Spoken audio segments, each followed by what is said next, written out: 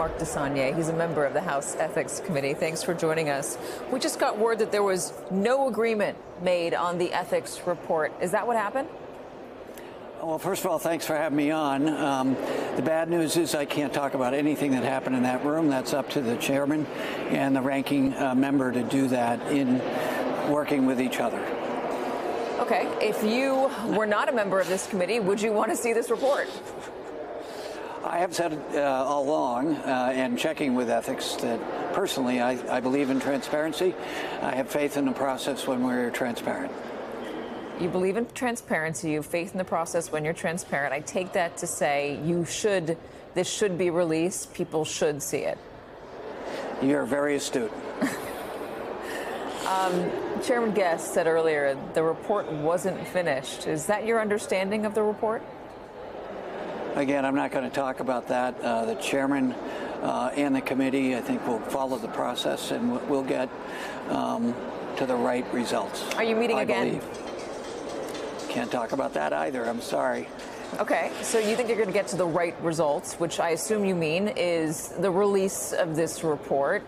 Can you give me any indication whatsoever about where this could be headed next, whether this happens before Matt Gaetz has a confirmation hearing, which is going to begin up in January? Anything at all? I apologize. I'm not trying to be difficult, but I'm trying to follow the rules. The rules are such that we're not supposed to talk about things that happen in that room.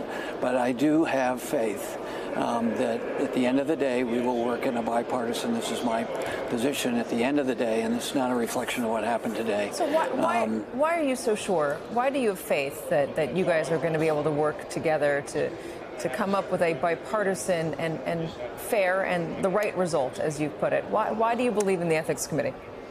It's not perfect. This is a human institution, and it's not perfect. But it is what we have. And there are lots of times in my 10 years being here where members of both parties work together. On these big controversial things, yes, they don't, more frequently than not. But I do have faith in this instance, only because it's my belief and my faith in the institution. As a former Republican many years ago who disagrees with my current colleagues most of the time, I still have faith in matters such as this, that we will get to the best solution, which is being open and honest with the public, but following the process as outlined now. Separate from your work on this particular investigation, do you think it's fair for a Speaker of the House to get involved, to make phone calls, or even say publicly what they believe about whether a report should be released?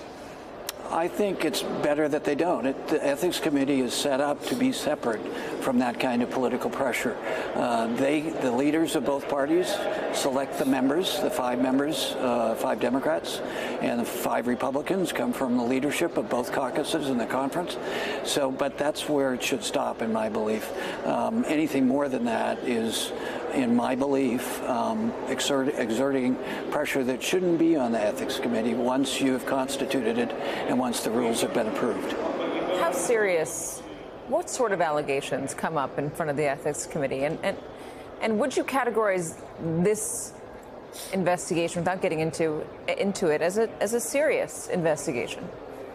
Well, as somebody who was a history major in college and likes to read American history, these are times, I'm not telling your viewers anything different, these are no ordinary times that we're in right now. So it's difficult.